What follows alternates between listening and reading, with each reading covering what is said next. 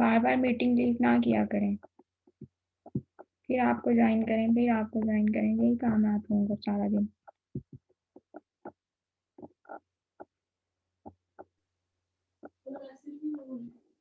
जी बच्चे, आप लोगों के साथ ये स्क्रीन पे जो है वो एक्सरसाइज शेयर हो रही है चैप्टर 3 की, ठीक है।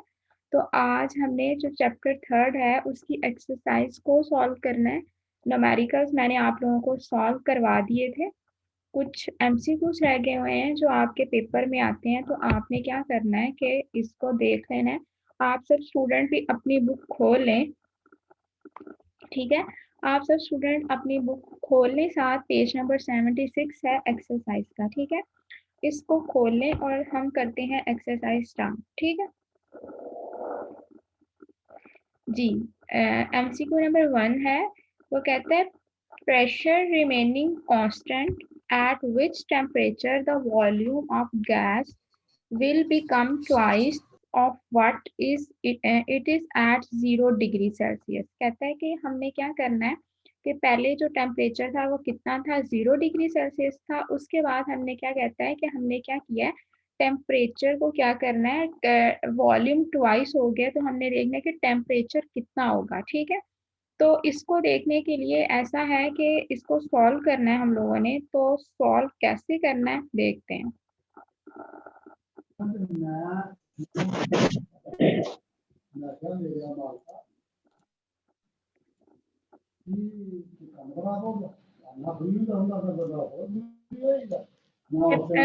एमसीक्यू है नंबर 1, एमसीक्यू है, वहां पर आप लोगों को दिखाई दे रहा है एमसीक्यू नंबर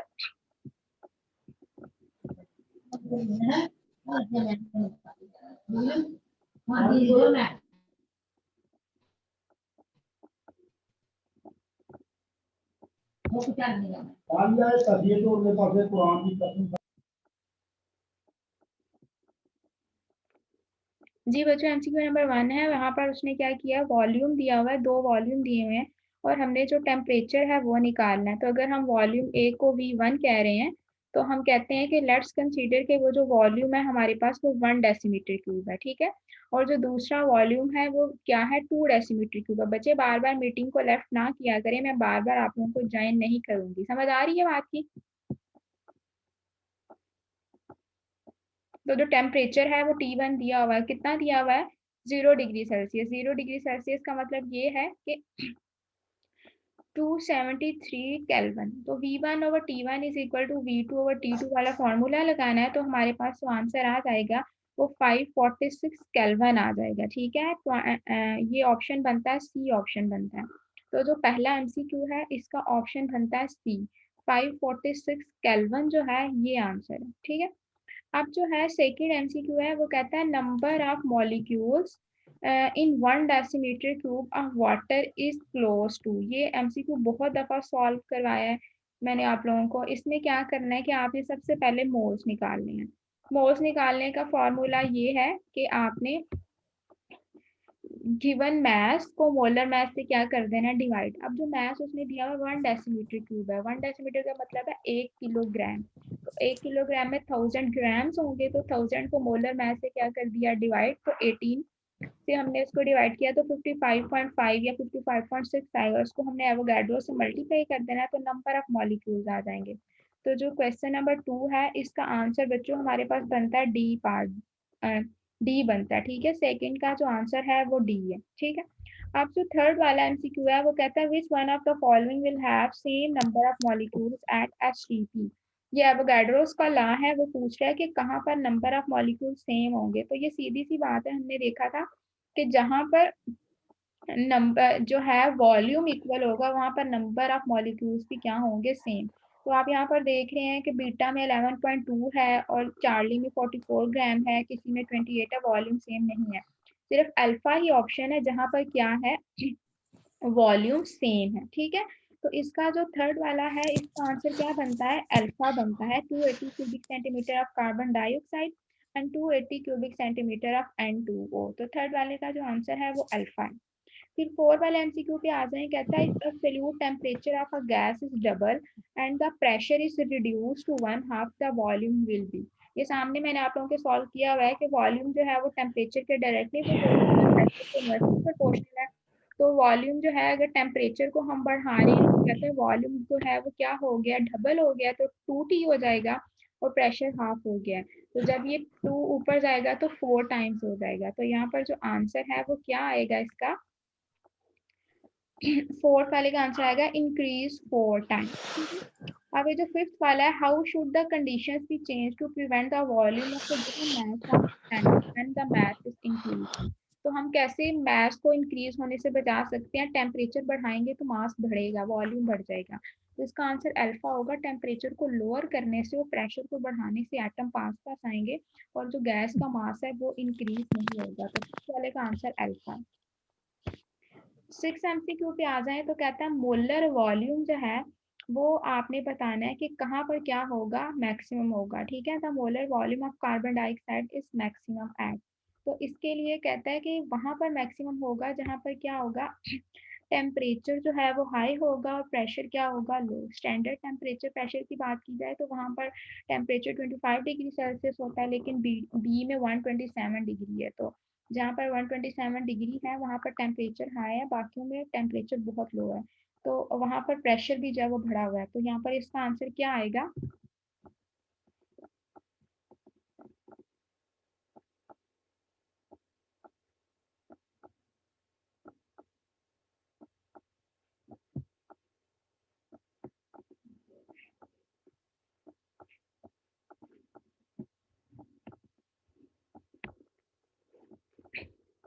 अच्छा तो इसका आंसर क्या आ जाएगा हमारे पास, सिक्स वाले का आंसर आएगा बीटा, 127 डिग्री सेल्सियस और 1 एटीएम प्रेशर। ठीक हो गया।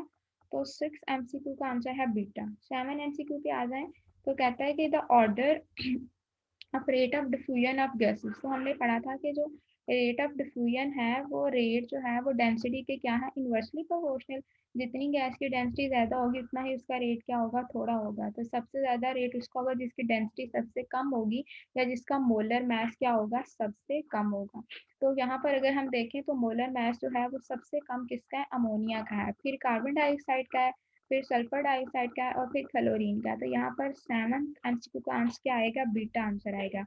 NH3 का सबसे ज्यादा रेट होगा, उसके बाद कार्बन डाइऑक्साइड का, उसके बाद SO2 का, उसके बाद Cl गैस का। तो 7 MCQ का आंसर बनता है बीटा। अब 8 MCQ पे आ जाए। 8 MCQ में वो ये कह रहा है कि दो गैसेस ली हुई है, एक मीथेन ली हुई है और एक ऑक्सीजन।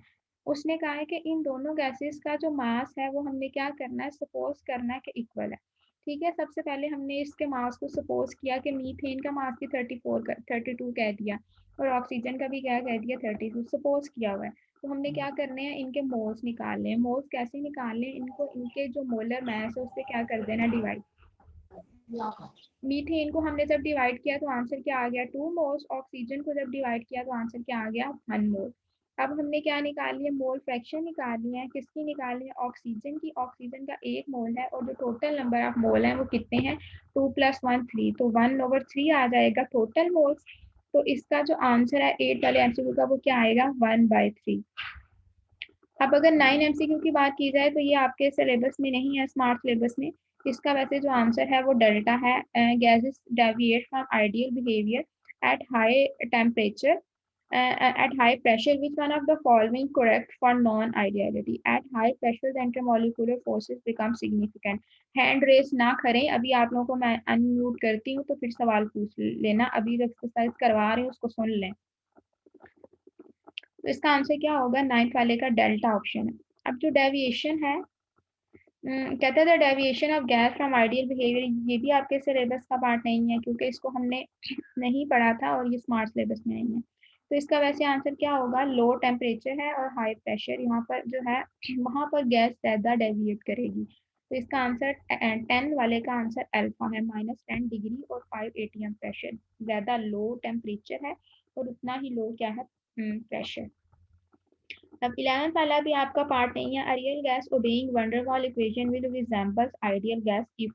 ये भी नहीं है स्मार्ट सिलेबस का, लेकिन इसका आंसर क्या है, both A and B are small. ठीक हो गया। तो ये थी आपकी fill in the blanks. Fill in the blanks में से ही जो है वो आपके MCQs आने हैं। तो आप जो है फिल इन द ब्लैंक्स को ध्यान से मार्क किया करें, एक ही दफ़ा बुक पे fill in the blanks mark कर लें, ताकि आपको बार-बार जो है वो किसी हैंडबुक से या कहीं से जो है फिल इन द ब्लैंक्स कह रही हूँ सॉरी, एमसीक्यूज़ जो है इसमें से आपके एमसीक्यूज़ आने हैं, तो आप एक ही दफ़ा एमसीक्यूज़ को मार्क कर लें, ताकि बार-बार जो है वो आपको एमसीक्यूज़ जो है वो चेक ना करना पड़े। ठीक हो गया?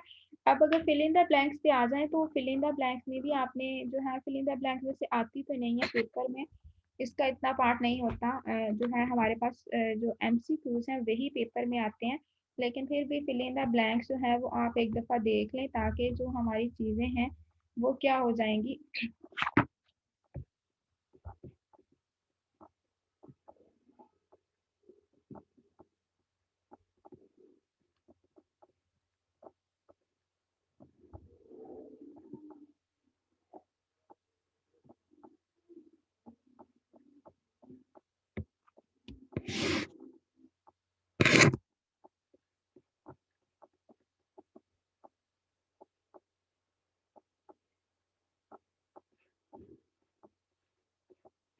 जी, तो हमने क्या करना है कि एमसीक्यूज़ पे जाना है और एमसीक्यूज़ देख रहे हैं कि कौन-कौन सा एमसीक्यू जो है, एक दफ़ा सारे एमसीक्यूज़ कर लेते हैं एक्सरसाइज़ के। तो एक्सरसाइज़ के जो एमसीक्यूज़ हैं, पेज नंबर है एक्सरसाइज़ का 76 है पेज, तो वहाँ पर हमने देखना है कि क्या-क्या इसके आंसर होंगे, ठीक है? अब जो है वो फर्स्ट एमसीक्यू जो है वो कहता है, रुकिए मैं आपके साथ बुक के साथ शेयर कर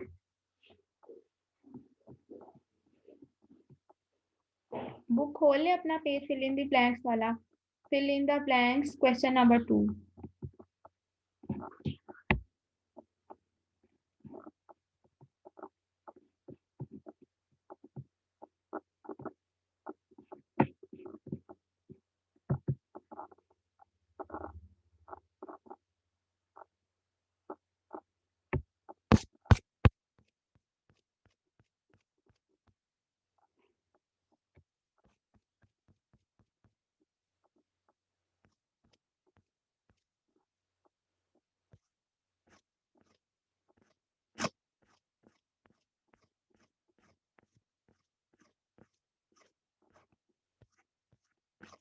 बच्चों फिल इन द ब्लैंक्स जो है वो आपके सामने खुल गई हैं, अपनी बुक पे फिल इन द ब्लैंक्स खोल लें। और कहता है जो पहली फिल इन द ब्लैंक्स है वो कह रहा है the product of PV has the SI unit, pressure volume जो है इसका क्या जो है वो कहता है आंसर होगा, तो इसके जो है वो न्यूटन मीटर बनेगा, क्योंकि प्रेशर का यूनिट न्यूटन पर मीटर स्क्वायर, वॉल्यूम का मीटर स्क्वायर, तो क्या बन जाएगा न्यूटन मीटर। ठीक है, उसके बाद कहता है 8 ग्राम ऑफ ईच ऑक्सीजन, और उसके बाद hydrogen will have kinetic energy, कितनी काइनेटिक एनर्जी की जो रेशो है वो हमने बतानी है। तो अगर हम इसका मोलर मास वैसे ही निकाल लें जैसे पार्शियल प्रेशर निकाला था, तो हमने 8 ग्राम लिया हुआ है, ऑक्सीजन को भी हमने क्या करना है 8 को डिवाइड कर देना 16 से, और ऐसे ही हमने क्या करना है कि हाइड्रोजन को भी हमने क्या कर देना 16 से डिवाइड, और फिर हमने इसका मोलर मास निकालना है। तो ये खुद जरा आप निकाल लें, और फिर अगर नहीं समझ आएगी तो फिर मेरे से ये फिल इन द ब्लैंक्स पूछ लें।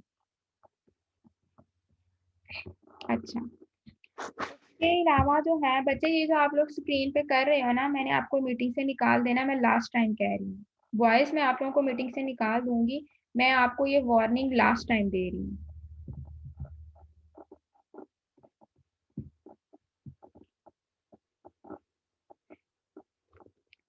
Smelling of cooking gas during leakage of cylinder is due to the property of, कौन सी प्रॉपर्टी होगी, डिफ्यूजन की प्रॉपर्टी होगी, इसी वजह से जो है वो गैस कहाँ से निकलती है, सिलेंडर से, या लीक होती है पाइप से, तो इसका आंसर डिफ्यूजन होगा। उसके बाद ये है हमारे पास एवोगाड्रोस लॉ की स्टेटमेंट है, equal volume of the ideal gases at the same temperature and pressure contain equal number of molecules. ठीक हो गया। उसके बाद जो फिफ्थ है, the temperature above which the substance exist only as a gas, वो टेम्परेचर क्या कहलाएगा, क्रिटिकल टेम्परेचर कहलाएगा, ये स्मार्ट सिलेबस में नहीं है। ठीक है, ये फिल इन द ब्लैंक्स पे हो गई। आप ट्रू फॉल्स पे आ जाए तो कहते हैं kinetic energy of the molecule of gas is zero at 0 degree celsius, नहीं, उसकी एनर्जी जो है वो 0 डिग्री सेल्सियस नहीं होती, ये फॉल्स है। उसके बाद कहता है कि a gas in the close container will exert much higher pressure at the bottom due to gravity than the top, इसका आंसर बताना है कि ये ऐसे है नहीं, हमने कहा था गैस के मॉलिक्यूल पे जो ग्रेविटी है उसका इफेक्ट नहीं है, real gas show ideal gas behaviour at low pressure and high temperature. तो ठीक है, ऐसे ही होता है, रियल गैस का आइडियल बिहेवियर लो टेम्परेचर और हाई प्रेशर पे ही होता है, हाई टेम्परेचर पे होता है। फोर्थ एमसीक्यू पे आ जाए तो लिक्विफिकेशन ऑफ गैस इन्वॉल्व, ये भी हमारे सिलेबस का पार्ट नहीं है। तो कहते हैं liquefication of gas involve decrease in intermolecular forces. जी ठीक है, ठीक है, ये ट्रू है ये। An ideal gas on expansion will show Joule Thomson effect. Joule Thomson effect जो है वो आइडियल गैस शो नहीं करती, उससे पहले ही जो है वो डिफ्यूज हो जाती है। अच्छा, फिल इन द ब्लैंक्स हो गए, ट्रू फॉल्स हो गए, एमसीक्यूज हो गए, और न्यूमेरिकल्स मैंने आप लोगों के को सारे सॉल्व कराए हुए हैं। अब मुझे आपने बताना है कि कौन से शॉर्ट क्वेश्चन जो हैं वो रहते हैं। मैं अभी आप लोगों को अनम्यूट करती हूँ और फिर आप लोगों ने मुझे बताना है।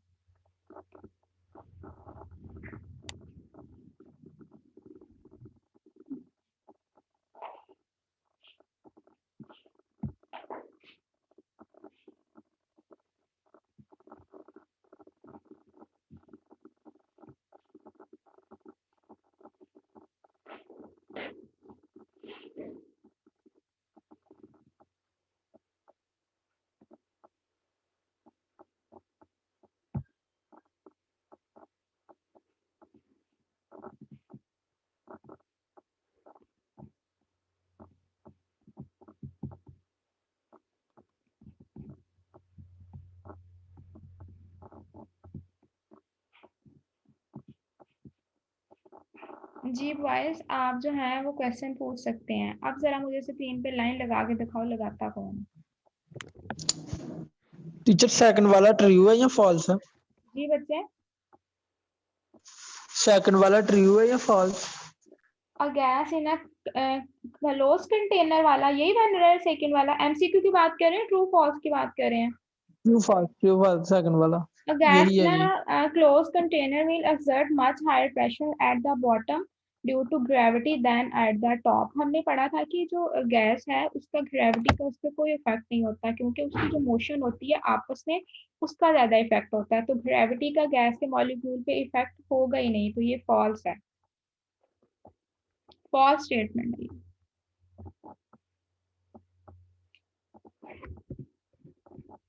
इसके अलावा आपी फातिमा 8 वाला एमसीक्यू। मैं आपकी नहीं हूँ, आपकी मैं आपकी मिस हूँ, ठीक है ना? तो जरा ध्यान से, ठीक हो गया? पूछें, क्या पूछना है? तुम लोग पता नहीं कहाँ से क्या तुम लोगों की मॉरल वैल्यूज है, कोई तुम लोगों को सिखाता ही नहीं है। अब जरा कोई मुझे स्क्रीन पे लाइन लगा के दिखाए, उसको मैं बताती हूँ। मैडम सेकंड और फिफ्थ फिल इन कौन सी बच्चे, कौन से fill in the blanks? Second and fifth. Second और फिफ्थ। सेकंड मैंने कहा है कि आप खुद सॉल्व करें, जरा अपना दिमाग इस्तेमाल करें और मुझे बताएं कि इसका आंसर क्या आएगा। ठीक है, इसमें आपने ये करना है कि सबसे पहले मोल फ्रैक्शन निकालनी है। दो गैसेस दी हुई हैं, एक हाइड्रोजन दी हुई है और दूसरी कौन सी दी हुई है? ऑक्सीजन। अब उसने क्या किया हुआ है कि इन दोनों गैसेस की जो है ना वो मैस दिया हुआ है, आपने सबसे पहले इनके मोल्स निकालने हैं। तो आपने क्या करना है कि ऑक्सीजन का जो मोलर मैस है वो कितना होता है? 32। 8 को डिवाइड करना है 32 से, ऐसे हाइड्रोजन को भी जो है, हाइड्रोजन का मोलर मास 2 होगा। आपने क्या करना है, 8 को ही डिवाइड करना है 2 से और इसको दोबारा दोनों को ऐड करना है।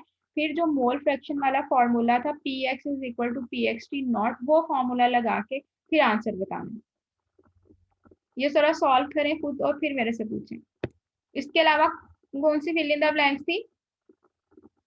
सेकंड के अलावा कौन सी fill in the blanks? Fifth वाली। Fifth madam. बच्चे फिफ्थ जो है ना फिल इन द ब्लैंक से, स्मार्ट सिलेबस का पार्ट नहीं है, लेकिन वो कहता है कि वो temperature, the temperature about which a substance exist only a gas. ये कौन सा टेम्परेचर है? ये क्रिटिकल टेम्परेचर है, ये हमारे स्मार्ट सिलेबस का पार्ट नहीं है।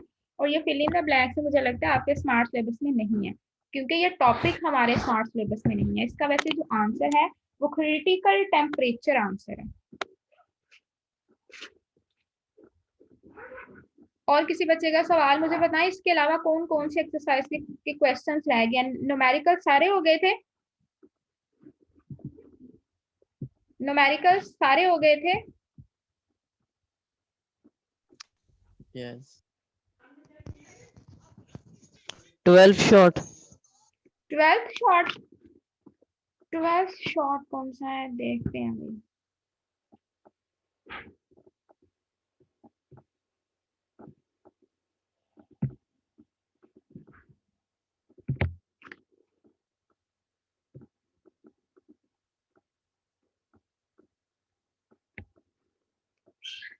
है 12 शॉर्ट। अच्छा, what is the kinetic molecular theory of gases, give it postulate. तो बच्चे ये आपने खुद ही बुक से देख लेना है। काइनेटिक मोलेकुलर थ्योरी जो मैंने आपको पढ़ाई है उसके पोस्टुलेट्स जो हैं वो आपने बताने। ये शॉर्ट क्वेश्चन नहीं है, ये लॉन्ग है, ये लॉन्ग क्वेश्चन है। काइनेटिक मोलेकुलर थ्योरी के जो पोस्टुलेट्स हैं ये लॉन्ग क्वेश्चन है। आपने बुक का जो पेज नंबर है कहाँ पर लिखे हुए हैं पोस्टुलेट्स, पोस्टुलेट्स लिखे हैं पेज 60 और 61 पे, तो ये इसका आंसर है जी। इसके अलावा मुझे बताएं न्यूमेरिकल नंबर 23 हो गया था बच्चे, मुझे बताएं न्यूमेरिकल नंबर 23 हो गया था। No, madam.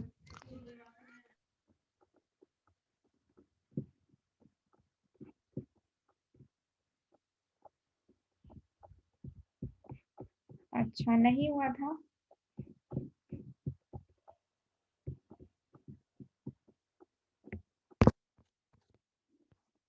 जी, ये है न्यूमेरिकल नंबर 23 जिसमें वो पूछ रहा है calculate the masses of 10-20 molecule of E. Hydrogen है, ऑक्सीजन है और साथ यहाँ पर कार्बन मोनोऑक्साइड है, कार्बन डाइऑक्साइड है, यहाँ पर कार्बन मोनोऑक्साइड लिखा हुआ है, बुक पे कार्बन डाइऑक्साइड है। तो आपने क्या करना है, इसके मैस बताने हैं। और कहता है what will happen to the masses of gases when the temperature of these gases are increased by 100 degree and pressure is decreased by 100 R। जितना टेम्परेचर बढ़ा रहे उतना ही प्रेशर भी डिक्रीज हो रहा है, तो गैस के वॉल्यूम पे या गैस के मास पे कोई भी इफेक्ट नहीं होगा।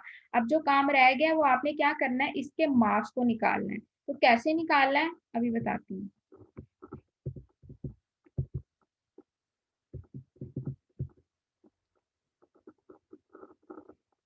जी, ये मैंने आपके सामने है। उसने कहा है कि अगर इतने एवोगाड्रोस नंबर ऑफ पार्टिकल्स होंगे तो हाइड्रोजन का 2 ग्राम होगा, मतलब कि 1 मोल होगा। अगर एक का निकालना होगा तो 2 बाय एवोगाड्रोस हो जाएगा। और अगर 1 × 10⁻20 मॉलिक्यूल्स होंगे तो उसका मास निकालना होगा तो 3.32 × 10⁻⁻4। ऐसे ऑक्सीजन का निकालना है तो ऑक्सीजन के 1 मोल का जो मास है वो 32 होता है। और अगर हमने एक मॉलिक्यूल का निकालना है तो 32 को एवोगाड्रो से डिवाइड कर देना है और 10⁻20 का अगर निकालना है तो उसके साथ मल्टीप्लाई कर देना। ऐसे कार्बन डाइऑक्साइड का भी है, अगर 1 मोल होगी तो कितना होगा 44 ग्राम्स होगा। अगर एक मॉलिक्यूल का निकालना है तो एवोगाड्रो से डिवाइड कर देना है। तो अगर 20 मॉलिक्यूल का मास निकालना है तो उसको 20 से क्या करना है, मल्टीप्लाई। तो मैसेज जो है वो आपके निकल आएंगे। अब मुझे बताएं कि कोई न्यूमेरिकल ऐसा जो हमने ना किया हो इस न्यूमेरिकल के अलावा। बॉयज मैं आप लोगों से पूछ रही हूँ, आवाज क्यों नहीं आ रही आप लोगों को? मैडम न्यूमेरिकल सारे हो गए थे। और इसके अलावा 8th 9th and 10th short.